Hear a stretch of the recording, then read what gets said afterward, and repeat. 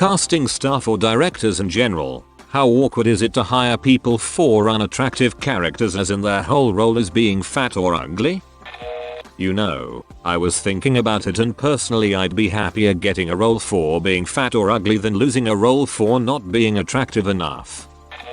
I spent a few years in LA going to auditions. Some of the roles I got cast in include overweight jogger, fat guy with beard, and guy waiting in line for donuts, which was actually not a specifically fat guy audition, more a hipster, which was also a lot of the roles I went out for. It wasn't that awkward. And I got to know a lot of dudes who kind of look like me just from seeing them at the same auditions. Most awkward audition was for a Polish tire commercial where I had to be topless. I'm Polish, but I'm not sure if I ever saw a tire commercial with a topless fat dude. Maybe it's because there is a lot of topless fat dudes on the TV, internet, in real life, so it just didn't really stand out. This was also maybe 5 years ago. The fat topless guy was gonna get knocked over by a tire that came flying in, if that helps. Now we want to see the commercial. I didn't get it, so don't know where to find it. I work at a theater school. The acting students are typically striking looking in some way. Strikingly beautiful, strikingly gaunt, strikingly unsettling, strikingly kind. The fat students are usually a bit big, but also very strong and agile. The ugly students are ugly in a unique and interesting way, not merely less attractive than their peers, but positively more ugly. They're both the same distance and clean, but in different directions. This is usually a selling point for them, and they know it. Someone who looks fat and lazy, but has the stamina to perform all day is an absolute prize. Someone whose selling point is his train wreck of a face, knows exactly what he looks like, and in conjunction with his performance skills, has a very sellable product. Remember that most roles have an audition process. You subscribe to or ask your agent to keep an eye out for roles you are confident you can play. Most actors aren't after a Juliet, a Hamlet. They are after roles that fit their description and skill set. Short, plump ginger-haired woman with a maternal smile in her late 40s is a role certain actors will find and send in a headshot for, just like Hispanic, unattractive, 50 plus lbs overweight man, lazy eye or missing teeth desirable will catch the eye of others. You apply for the roles. Professional actors are confident self-starters after a job that pays, that gets them seen, that lets them show off their range, so as to continue building their career. This brings to mind Adam Driver. Striking, but not conventionally attractive. Or Steve Buscemi, who was called ugly in Fargo. I remember when I first saw him in Girls, I wouldn't have described him as hot. I think his acting prowess and intensity makes him more attractive. Also, John Oliver convinced me. Crush my pelvis, you unwashed buffalo. Fat Neil? Neil is fine. Is it? The Oscar-winning Dean's Twitter handle is @rashistvigly. This better not awaken anything in me. David Harbour from Stranger Things auditioned for the role of the Blob in one of the X-Men movies and was told he was too fat. There's also a fat comment on his character, Red Guardian in Black Widow trailer. He's not even that fat by America's standards. That's because his character is Russian. By Russian standards he's practically American on the fat scale. We want TV fat, not fat fat. I could see that being an issue if the effects are going to be done with prosthetics. Same with CGI, where you can always add things, height, weight, limbs, etc. much more easily than remove them. I've been a professional actor for over 20 years and I can say, not awkward at all. If you have an interesting look and you have signed up for and showed up for a casting, you know the deal.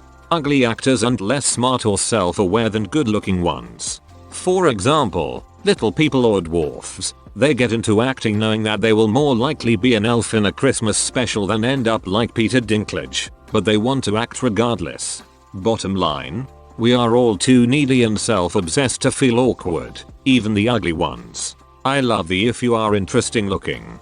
Hope for me yet. The industry hasn't been this into non-traditionally attractive people since the 80s. Go and get it. Your time is now. Be yourself. That's what they really want. In the audition, bring a lot of yourself to the character. After that you can worry all about the character if you get the part, but auditioning wise, Just be you. That's what they want to see. I was watching Cheers and was blown away by how many visibly balding men were on there. It's just not something you see a lot of on TV or film. I have a very small bald spot and they spray brown paint on it sometimes if it's in a shot. The example I always use is the teen stars of the 80s. Molly Ringwald, Anthony Michael Hall, Ali Sheedy. They would have all been out of work in the early 2000s when cheekbones and abs were required to play the ugly best friend. I read that the actress that played Dolores Umbridge was told by a friend, "Oh my god, you would be perfect for that role." And then she read that Umbridge was described as toad-like in the books and was like, wow. Thanks, double quote. I remember watching some interview with Jason Isaacs, and he had something similar, if not opposite. He talks about always being cast in these powerful, intimidating roles, like Malfoy and the Dragoon in Patriot, while describing himself as a nervous, Jewish mess.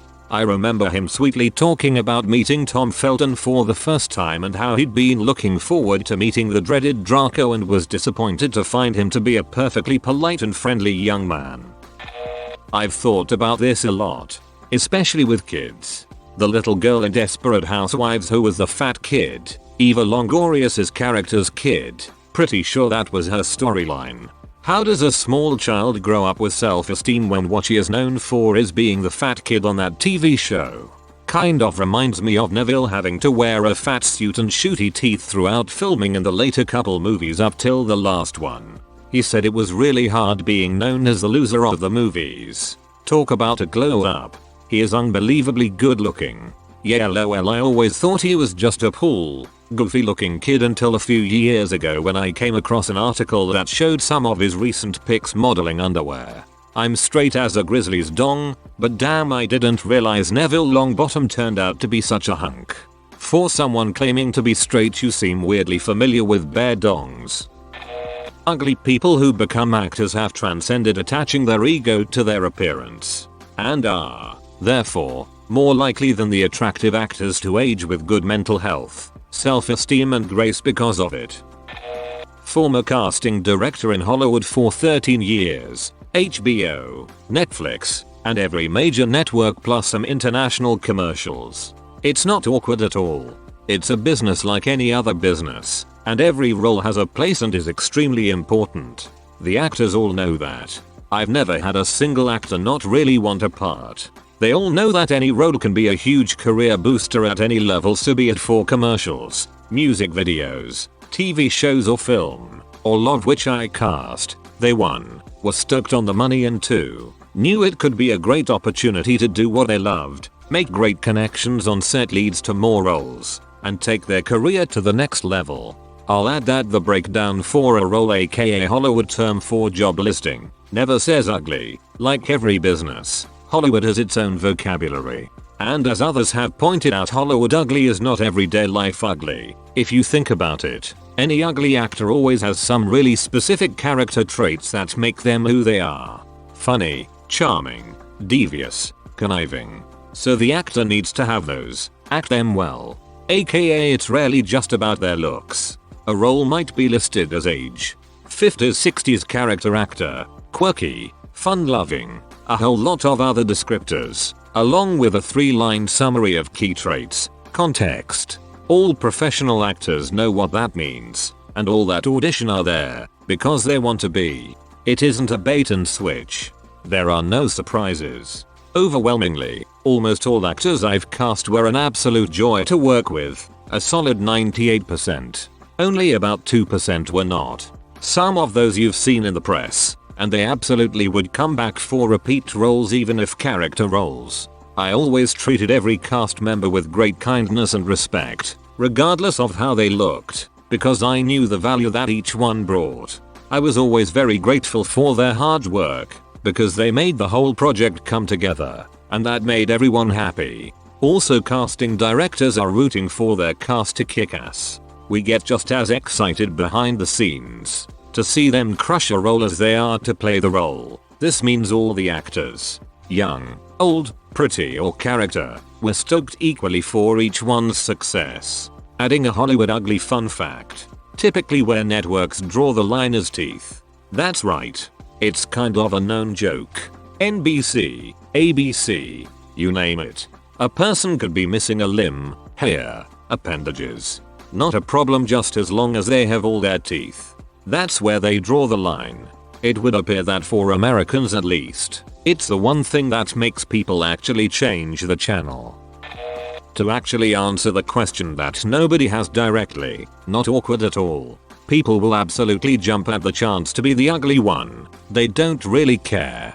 It might be awkward mentally for them, maybe, but it's nothing personal and they know it. Just another job opportunity. Like a classic meme goes. If someone paid you $200, but had to call you ugly, would you take it?